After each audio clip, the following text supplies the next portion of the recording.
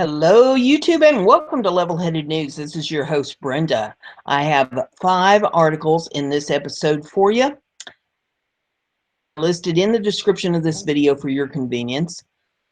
The first one here is off of theguardian.com, and it says FBI analyst on Bundys. Now it could hurt their case. Some video in this if you want to pull it up to take a look at that for yourself. Scroll up here.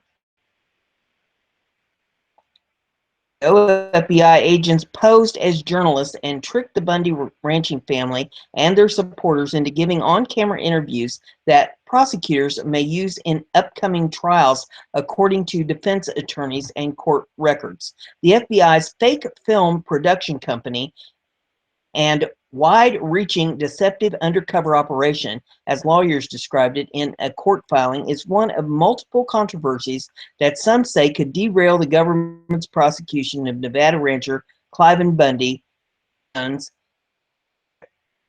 a dozen other of their followers.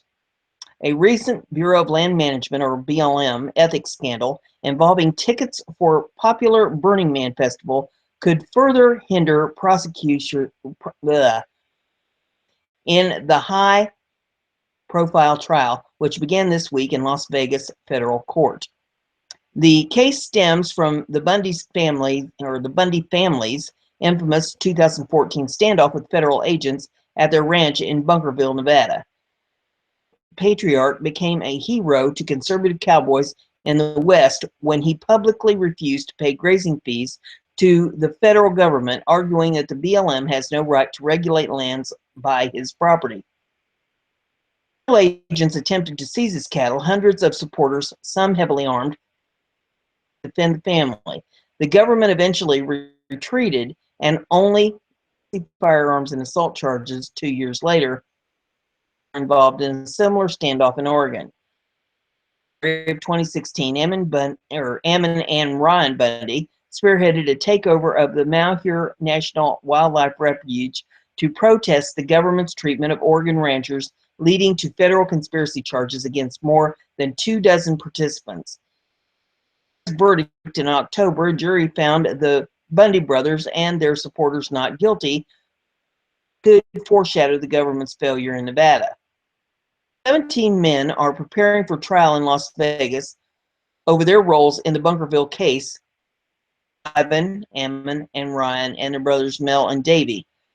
The Bundys have long argued were engaged in peaceful protests against federal overreach, and environmental groups have alleged that the men coordinated violent attack on agents and have damaged public lands with their defiance of regulations. Conspiracy allegations aside, individual FBI, and trying to get to scroll, here we go, officers could cause problems for the government's case.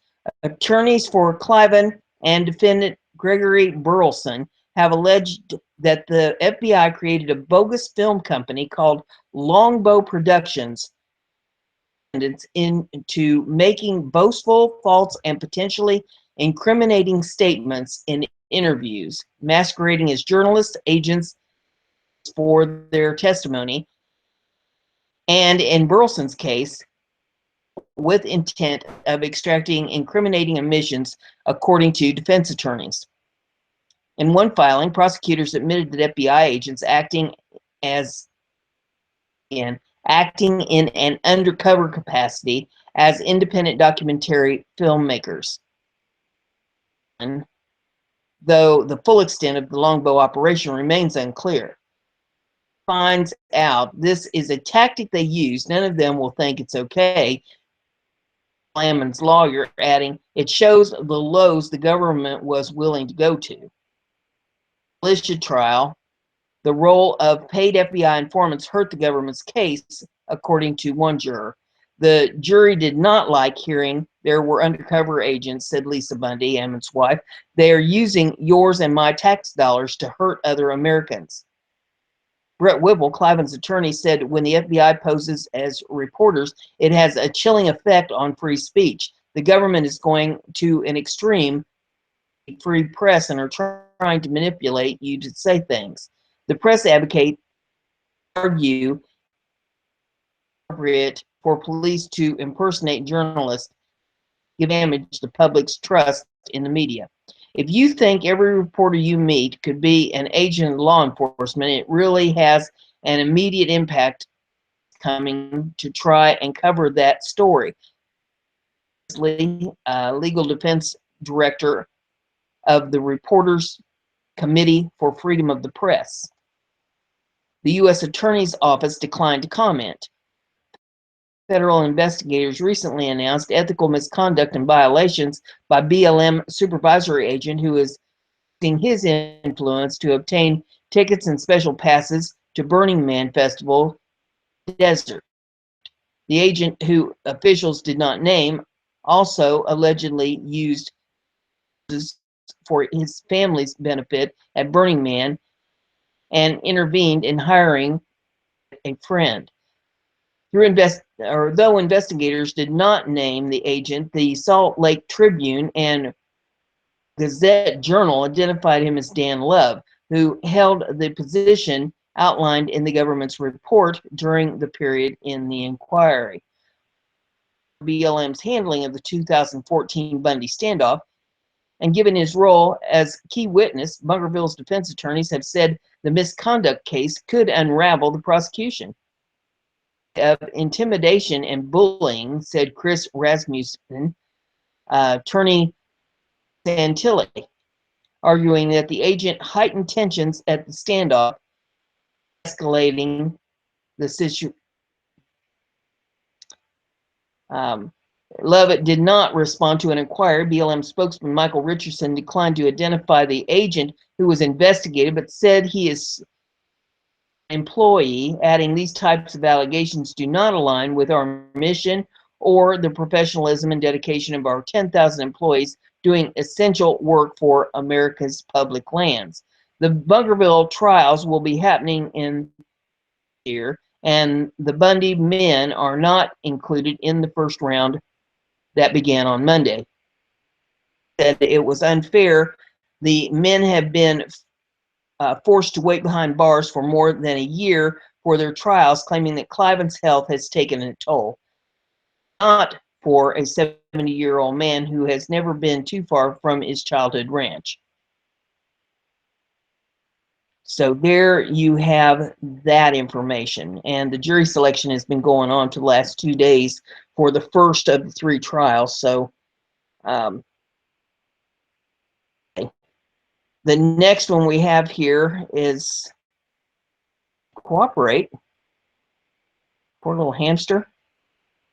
Next one's off a zero hedge, and it says FBI allegedly investigating mayor of Berkeley, California for inciting riot and ordering police to stand down. CNN doing damage control. Terrorists on the UC Berkeley campus successfully barred Jew Milo Yiannopoulos from expressing his opinion after, or try that again, Antifa riots closed down a speaking engagement. CNN, by the way, is in full propaganda damage control mode over this. Get it to scroll. Here we go. There is a thing from CNN. It says CNN interview extremist Milo Yiannopoulos, whose Berkeley event sparked protests, takes establishment and rallies white supremacists. It says check out the headline.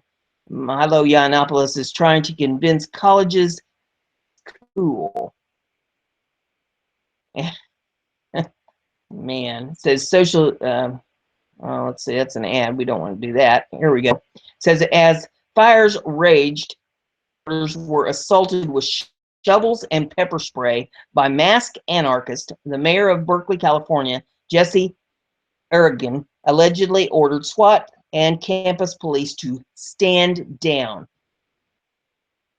Redditor claiming to be 100 officers hanging out in the student union building while the violence was occurring. The article up and take a look at that if you want to see that. Man, you can't make this stuff up.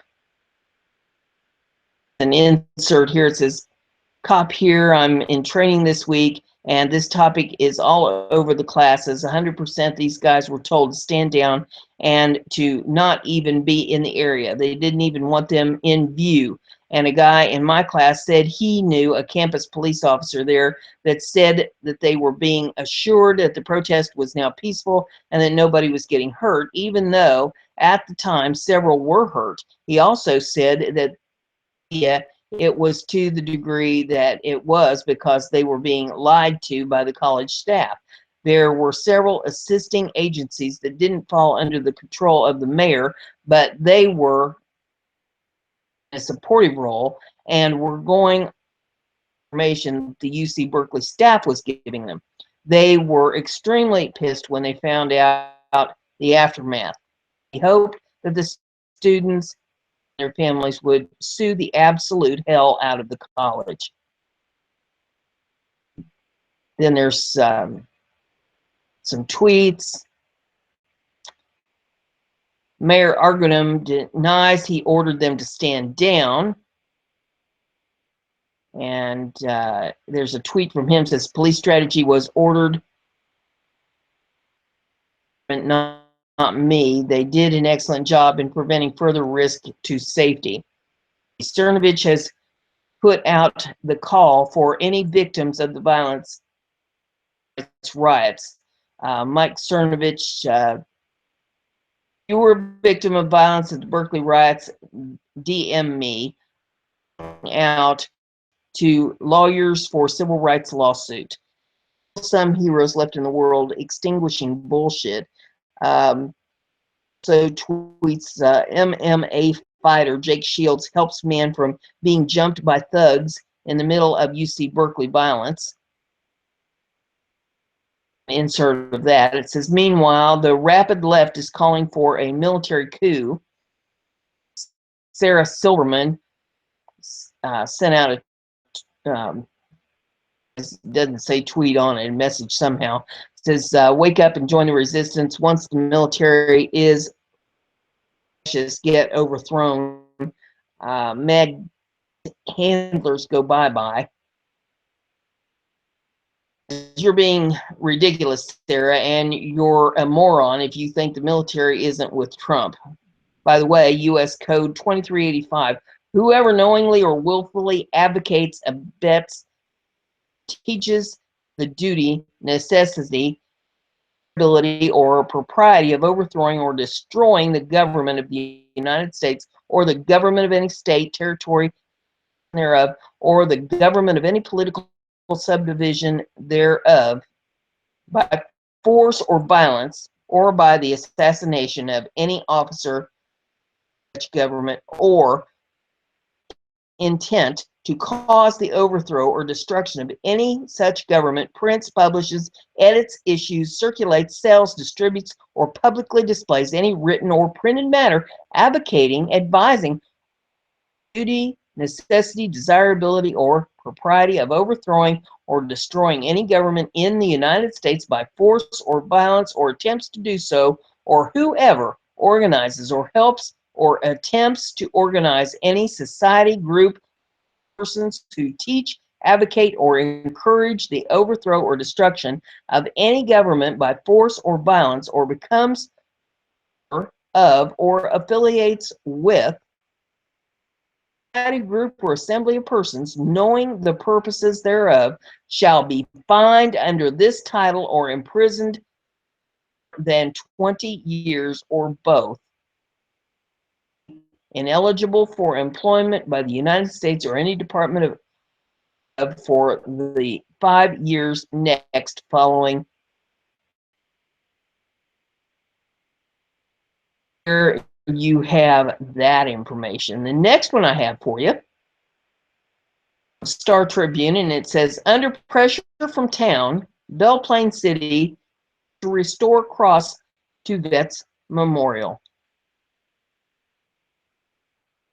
The hamster to catch up here. We'll scroll this up here. Poor little hamster.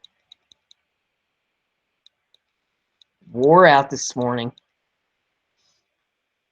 After weeks of public pressure, the Belle Plaine City Council reversed itself to allow the erection of a cross it had ordered removed from the Veterans Memorial Park after complaints that it violated the separation of church and state. A month, rotating guard of citizens occupying the park each day, toting American flags and their own. Many argued that the symbol, in the context of fallen soldier tribute, was secular rather than religious. More than 100 residents who marched across the street from the local VFW to council chambers squeezed their way into Monday's meeting to persuade officials to bring the cross back. The residents feel a sense of duty, said Andy Parrish. Our veterans defended us, and it's our duty to defend them. Nearly an hour of debate passed before the council narrowly approved the proposal 3-2. Limited public forum at the park. Displays, religious or not, as long as they honor military veterans. Townspeople, many of whom argued that their religious freedom had been infringed upon, removed in early January, returned to the memorial for the fallen veterans. August, when Belle Plaine resident Joanne Gill filed a police report questioning whether it was legal to include a cross attached to the silhouette of a kneeling soldier as headstone. From Religion Foundation also objected, arguing that a cross in a public park, the constitutional separation of church and state. Learned from the city's decision to remove the cross in early January. It occurred members of the, it outraged members of the Veterans Club and galvanized the small town 45 miles southwest of Minneapolis. Hundreds of crosses were erected on front lawns and displayed in private businesses to pressure city leaders. Wisconsin-based Freedom from Religion Foundation requested that the city reject the proposal on the grounds that it aims to restore a Christian symbol to the park. The park shouldn't be opened up for groups to put up any displays they want. It disrupts the purpose, said Rebecca Markert with the foundation. It's sort of inviting a circus to a solemn place. Markert said the group will consider further legal action. Own atheist in Foxhole's monument. At Monday's meeting, officials weighed the risk of defending lawsuit. Some council members feared that if the foundation sued in the League of Minnesota, cities failed Plaine, then any legal costs would go to the city. To protect your interests and your dollar, Paul Chard, who voted against the restoration of the cross. He worried aloud about having to raise taxes as a result of a court battle. When I hear that something is going to cost me a lot of money, that scares me. Doug Wardlow, an attorney with the Alliance Defending Freedom, a large Christian legal nonprofit, represented the pro-cross contingent for free. He told leaders he was confident the policy was constitutional and sound. Parrish, a full proponent of the cross, council members that should a lawsuit arise, groups like Alliance Defending Freedom would support them and send a message that Belle Plaine won't be bullied. The article I have for you is off of the Hill, and it says Trump administration giving final green light to Dakota Access Pipeline. And waiting for the hamster. Poor little guy. Only got 3 legs. The Army Corps of Engineers will grant the final approval needed the controversial Dakota Access Oil Pipeline, it told lawmakers Tuesday. The news from the Army Corps and the federal judge in Washington, D.C., came 2 weeks after President Trump issued a memo asking the agency to approve the pipeline as soon as possible. The Army Corps also told the court that it will no longer complete an intensive environmental impact statement on the pipeline. The Obama administration decided to take in December that would have delayed the project for potentially a year or more. The decision is a major victory developer Energy Transfer partners in the oil industry and a defeat for the environmentalists and the Standing Rock Sioux tribe. Energy Transfer told the federal judge Monday it could take as little as 60 days to finish the pipeline once it gets the Army Corps' easement, Rutgers reported. The easement allows Energy Transfer to build the line under the federally owned Lake Owyhee, I'm not sure how it's pronounced, in North Dakota. The pipeline, when completed, will run in North Dakota, South Dakota, Iowa, and Illinois. It is substantially complete, with the Lake Owyhee behind the last major hurdle. The approval had been held up for 4 months amid objections from the Standing Rock Sioux abuts the lake. The tribe said the pipeline threatens its water supply. The Standing Rock Sioux tribe outlined its plans to fight against the pipeline in a statement on Tuesday, saying it would continue litigation against the project and urge policymakers in Washington to oppose it. Nation, and we will fight to protect our water and sacred places from the brazen private interest trying to push this pipeline through to benefit a few wealthy Americans with the financial ties to the Trump administration, Tribal Chairman David Archibald said in a statement. Tribal lawyers have insisted Trump administration officials cannot overturn the December decision, and a lawyer for the tribe called such a decision unlawful during a Monday court hearing. Standing Rock's concerns blossomed into months-long protest with thousands of people from around the world at site urging the federal government to cancel the project. It quickly became a flashpoint for environmentalists and indigenous rights advocates who accused the federal government of ignoring the Standing Rock's Sioux's. But the oil industry and Republicans rallied behind Energy Transfers, said that the former President Obama's delays of the project threatened the rule of law. Jan Hanselman, Earth Justice, who represents the Standing Rock tribe, said the Trump administration's actions is illegal and threatened court. The Obama administration correctly found that the tribe's treaty rights must be respected. Should not be granted without further review and considered of alternative crossing location. Trump's reversal of that decision continues a historic pattern of broken promises to Indian tribes and violation of treaty rights. Trump and his administration will be held accountable in court. Next article is also on that same subject. It says North Dakota may take tax action against professional protesters at Standing Rock. North Dakota's tax commissioner, coming up here, North Dakota's tax commissioner wants to ensure that professional protesters at Standing Rock are paying their fair share to the state, which has spent more than $22 million policing the thousands who showed up in opposition to Dakota Access Pipeline. Ryan Rochberger said earlier this week that his office was looking at entities that have potentially or have potential paid contractors here on their behalf doing work. North Dakota has seen thousands of out-of-state activists flock to the state to participate in the protests over the Dakota Access Pipeline. The protests, which have not always been peaceful, have led to more than 600 arrests in the state's law enforcement and court system.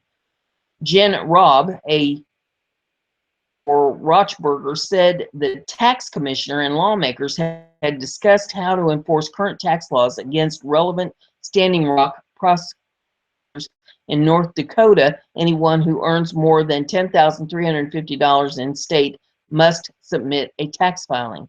Since the protesters earned income in North Dakota, they would owe income tax to the state on that income tax per North Dakota tax law, Rob said. If they do not file for tax year 2016, they would be subject to penalties and interest. Confidentiality laws, Rob said she could not comment on which organization may be the target of specific complaint efforts, but the Sierra Club, Greenpeace, 350.org, and other environmental groups have been among the most high-profile participants in the protest. Said earlier this week that he may take legal action against protesters if he does not see an influx of tax filings soon. So there is that, and that's all I have for you today. So far, if I get more, I'll of course report it. If you like what I'm doing, give me a thumbs up. Let me know. Share this on your social media so other people get to hear the news, and don't forget to subscribe so you stay informed. Great day.